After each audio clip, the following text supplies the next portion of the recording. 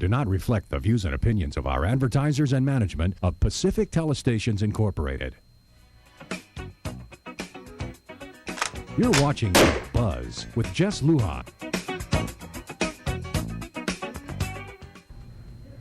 Good evening, Guam. I'm Jess Lujan. Welcome to this edition of The Buzz. Exciting show tonight. I guess first time this year, actually, but you're going to be seeing more of him as the months, as we lead up to the election. Dr. Ron McNinch is here from the University of Guam. How you doing, Ron? Good to see you, sir. Very good. Hey, we'll be talking tonight. I remember a few years ago, this question, this emergence of the conversation, the compact impact, the lack of reimbursements and things like that, and the clauses of deportation, the 60-day rule that was here. That's something that you didn't come up with, but you had pointed this out years back. And I remember even our news crew here covered that story and also in your take on this and your interpretation and your knowledge of the situation. And when you say there's the clauses of deportation, and you were labeled back then as Ron the racist. Sure. Sure. Your interpretation of this now, and now that it's coming to light again. I mean, we're feeling this. This is a big, not just emotional strain, economic strain, social strain. I mean, we see all these, and we don't attribute this, again, what we're saying, this is not an attribution to a certain group, but just folks who migrate to Guam, whether you're a citizen or not. But again, you're an undesirable. Doc. Some are undesirable. Sure, some. Some are. Mm-hmm. And the thing is, I think that the key point is, this is an unregulated, totally open system strain. Sure.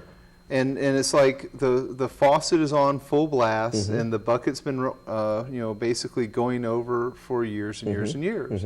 And the normal leadership response has always been, well, if the federal government would just give us a bigger bucket, we'd be okay.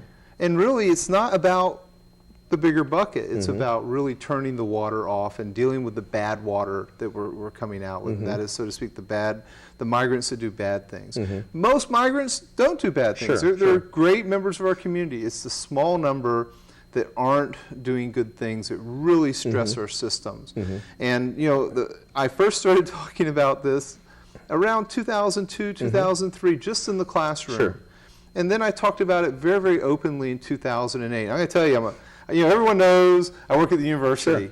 Because I have academic freedom and tenure, I can talk about hard things. And this is a hard thing to talk about. And so, but it's a real thing. It's a real thing. So part of my ability to speak so freely about this is I have specific protections to be able to talk about these things. And thank goodness I do, because I was labeled and yelled at and screamed at for talking about these particularly bad migrants, the ones that are in jail. They're not U.S. citizens. And if you do bad things in the United States, you can be deported. And those are ready provisions that certainly can be used. And we should use them. And there's provisions as well, not just that in the immigration provision, but also within the compact. It reiterates, again, those provisions. Absolutely. And I am all for helping the down and out and helping everyone. Absolutely. Just as everyone else in this community is. But I think our welcome mat has shrunk to this point where we don't have enough systems room anymore.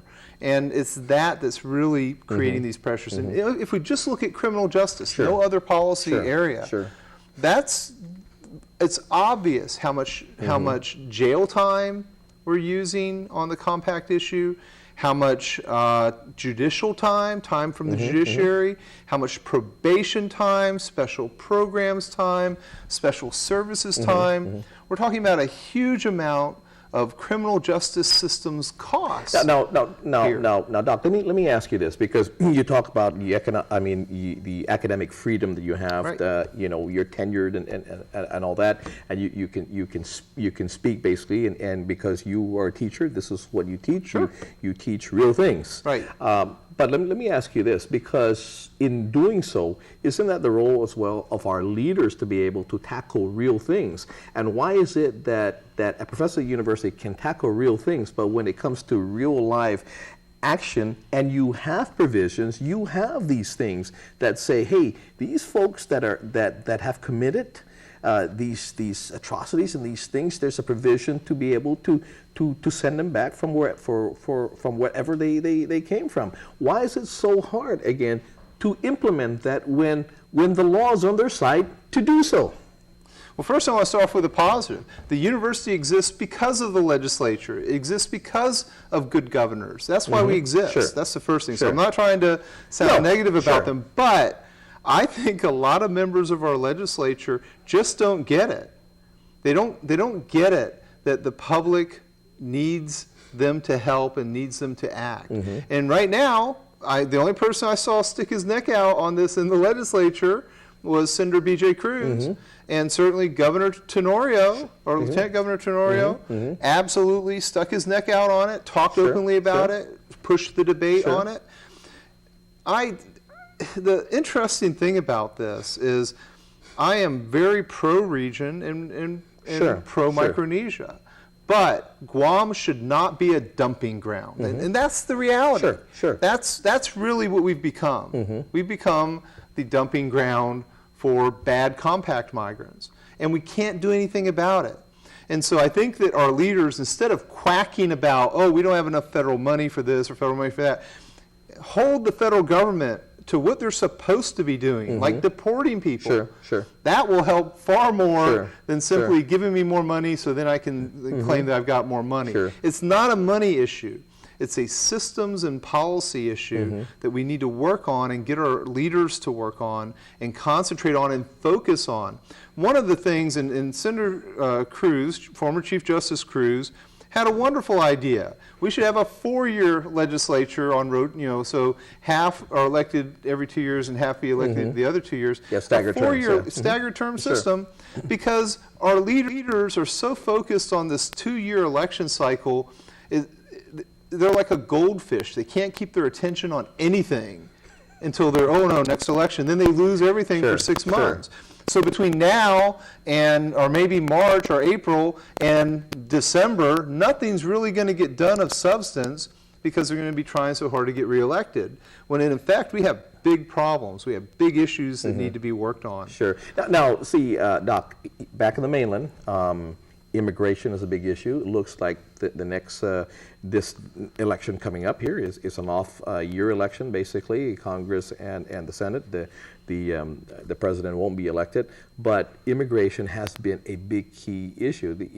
Again, illegal immigration. We have systems here. We have the laws on our side to be able to do that. Why shouldn't this be an election issue? The problem is our elected leaders, by and large, don't really understand how to communicate with the federal government very well. And for some reason on Guam, our leaders think, oh, just because we have a delegate to the U.S. House of Representatives, then okay, we're okay with the federal government. Dealing with the federal government requires far more than a delegate to the House of Representatives. If we're serious about dealing with our federal issues in a serious way, just like any other U.S. jurisdiction that's serious about it, we have to hire the right people on K Street, the right lobbyists on K Street, to get exactly what we want. And we're going to get what we pay for. Right now, we're paying nothing, and so we're getting nothing because we don't have the right kind of people to help us.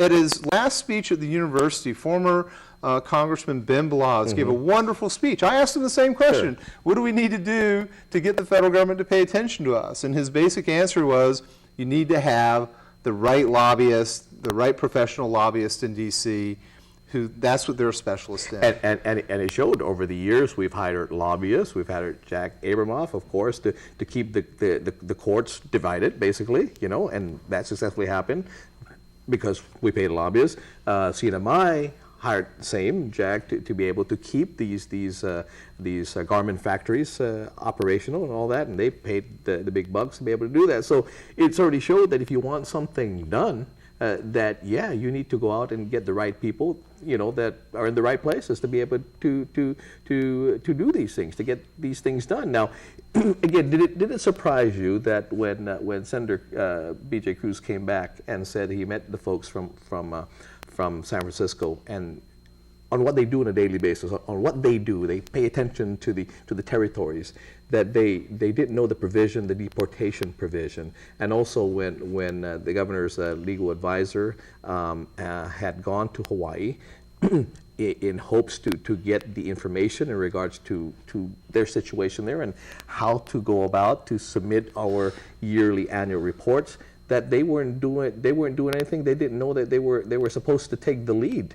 And so, did that surprise you that the federal government, dropped the ball and continues to drop the ball on this thing? I don't think they even dropped the ball. I think what they're saying is the ball doesn't even exist until you tell us it exists. And we have to do that. We have to point out, this is a big deal for us. It's not something that we wrote, Doc. I mean, they wrote this, and these are agreements that the federal government had within these independent, I guess, states and territories. And so we didn't write it. And so if it's something you wrote, it's got Dr. Ron McNinch here, and I'm showing, Doc, you wrote this. I didn't do this. I'm implementing what you're writing. How could you deny this? How could there not be a ball in place?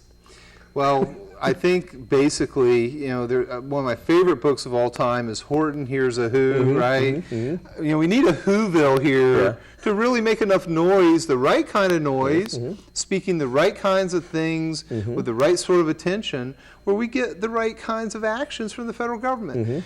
Every state and every territory, every U.S. jurisdiction in the United States has tensions with the federal government.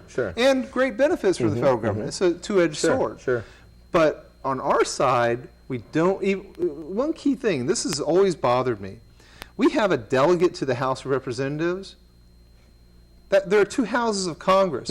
We constantly lose in the U.S. Senate.